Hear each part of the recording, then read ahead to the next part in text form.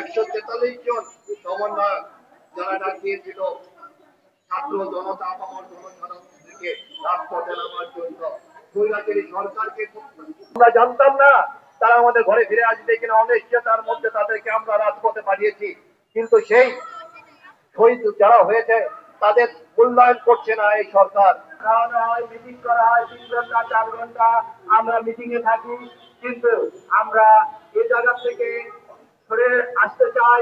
আমরা চাই আমাদের প্রত্যেকটি হত্যাকাণ্ডের যারা আসামি আছে তাদেরকে দ্রুত গ্রেফতার করা হোক, শহীদ পরিবারদের আবাসনের ব্যবস্থা করা হোক। যাই হোক, এই পর্যায়ে আমাদের মাঝে মূল্যবান বক্তব্য রাখবেন মোহাম্মদ একজন শহীদের পিতা মোহাম্মদ কামরুল ইসলাম ভাই। আমি সকল সাংবাদিক ভাইদের প্রতি শ্রদ্ধা। আমার নাম মোহাম্মদ কামিল খান। ঢাকা জেলায় হওয়া শহীদ ও আহতদের তালিকা যাচাই বাছাইয়ের দায়িত্বে আছি জেলা প্রশাসক ও স্বাস্থ্য মন্ত্রণালয়ের আন্ডারে। আসলে আমি আপনাদের সামনে যে কি উপস্থাপন করবো এটা আমার জানা নেই। একটা বিষয় বলি, আজকে সকাল 11টার সময় আমাকে একজন কল করেছে। কল করে বলতেছে, আমি শহীদ ইমনের ওয়াইফ, আমার হাজবেন্ড মারা গেছে 19 জুলাই শুক্রবার। আমি এখনো পর্যন্ত আমার হাজবেন্ডের নাম তালিকায় তুলতে পারিনি। আমি 8 মাসের প্রেগনেন্ট, এখন পর্যন্ত কোনো আর্থিক সহযোগিতাও পাইনি। আমার পরিবারের যে দুর্বিষহ অবস্থা, ভাই আমি যদি আপনাকে দেখাতে পারতাম তাহলে হয়তো আপনি বুঝতেন। এই কথাটা শুনে যে আমার কতটা কষ্ট লেগেছে তা হয়তো ব্যক্ত করার কোনো ভাষা আমার জানা নেই। কিন্তু এখানে মেসেজ হচ্ছে এটা, যে যাদের আত্মত্যাগ আর যাদের রক্তের বিনিময়ে আজকের এই দেশ এই অবস্থায় আসছে, যে সরকার প্রতিষ্ঠা হয়েছে, তাদের তালিকাটাই আমরা এখনো পর্যন্ত সুনিশ্চিত করতে পারিনি। এটা আমাদের অনেক বড় একটা ব্যর্থতা। এছাড়াও আজকে দেখেন এখানে কত শহীদ পরিবার এসেছে, তাদের সন্তানদের ছবি সামনে নিয়ে বিভিন্ন ভাবে বিভিন্ন ভঙ্গিতে বসে আছেন মানে মুমূর্ষু অবস্থায়। এদের কষ্টটা বোঝাও কি আমাদের দায়িত্ব নয়? আমি দুটো কথা বলবো। আমাকে 14ই সেপ্টেম্বর ঢাকা জেলা প্রশাসক থেকে দায়িত্ব দেওয়া হয়েছিল শহীদ ও আহতদের তালিকা যাচাই বাছাইয়ের জন্য। আমি এখনো পর্যন্ত এই প্রসেস জারি রেখেছি, এভাবে চলতেছে, কিন্তু এখনো পর্যন্ত সেই জোরদার ভাবে কাজগুলো হচ্ছে না। শহীদরা তাদের ন্যায্য অধিকার ফিরে পাচ্ছে না।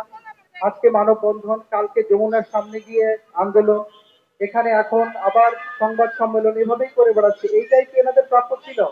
আবার এনাদেরকে শহীদ বলে আপনারা আখ্যাও দিচ্ছেন, শহীদও বলতেছেন, আবার শহীদের মর্যাদা রক্ষা করতে গিয়েও এই সরকারের সবকিছু ছুটে যাচ্ছে। এটা কিন্তু মোটেই ঠিক হচ্ছে না।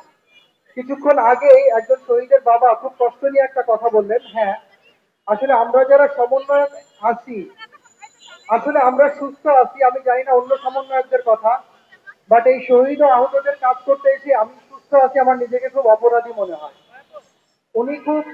উনি ভালো একটা কথাই বলেছেন, যে আজকে আমাদের সন্তানরা জীবন দিয়েছে, যারা সমন্বয়ক আছে, যারা উপদেষ্টা হয়েছে, তাদের তো কিছুই হয় না, আসলেই কিছু হয় না। এবং কিছু যে হয় না, এর জন্য আমি আমার নিজেকে খুব অপরাধী মনে হয়। রামপুরা বনশ্রী যে রামপুরা থানা আছে, নামাজ পড়ে আসার সময় সে আন্দোলনে পড়ে যায়, তখন তাকে বিজিবির গাড়ি এসে গুলি করে দেয়। এবং আমরা যখন বাসায় নিয়ে আসি তখন পুলিশ আমাদের লাশ নিয়ে যাওয়ার জন্য অনেক উত্তাপ করে। তখন আমরা বাসার নিচে ছিল, তখন আমরা বাসায় উঠায় ফেলছি, ঘরে নিয়ে চলে গেছি। তার জি, আমরা দাফন করেছি হচ্ছে ওনাদের বাসা হচ্ছে মিরপুর 1 নাম্বার। তো ওইখানে বুদ্ধিজীবী কবরস্থানে আমরা তাকে দাফন কাফন করেছি। আমার ভাই মানে উনি 1 মাস আগে থেকে হাতটা ভেঙে গেছিল। উনি কোনো আন্দোলনে কোনো শরিক না, উনি একজন সাধারণ পাবলিক। তো সে তার হাতে ট্রিটমেন্ট করার জন্য মুগদা হসপিটালে যায়, কিন্তু সে ট্রিটমেন্ট করতে যায় উল্টো লাশ হয়ে আসে। যে সরকার যে সরকারের যে সরকারের অনুমতিতে যারা মারছে আমার ভাইকে, তা আমি চাই তাদের ফাঁসি। বিগত 6 মাস হয়ে গেল, এখনো একটা পর্যন্ত একটা আসামিও ধরতে পারে নাই। আমরা মামলা করার পর আমাদেরকে খালি ঘুরানো হচ্ছে। আমাদের মামলার কোনো কিছু তারা মানে কোনো আসামি তারা খুঁজতে আসে না, কোনো কিছুই করতে আসে না। তাই আমার প্রথম দাবি হচ্ছে বিচার, প্রত্যেকটা শহীদ পরিবারের বিচার হোক। ছেলের নাম হলো রুমান। আমার ছেলে ধানমন্ডি থেকে মারা গেছে। ধানমন্ডিতে মারা যাওয়ার পরে আল্লাহ ছাত্ররা দরিয়া লেবেট হাসপাতালে নিচ্ছে। সাথে সাথে মারা গেছে। মারা যাওয়ার পরে এরপরে শুনছে আইডি কার্ড দেখে আমরা লাশ পাইছি লেবেট হাসপাতালে। যে আমার ছেলে হাসপাতালে চাকরি করতো, আবার এই হাসপাতালে আমার লাশ, আমার ছেলেরে পাইছি লাশ।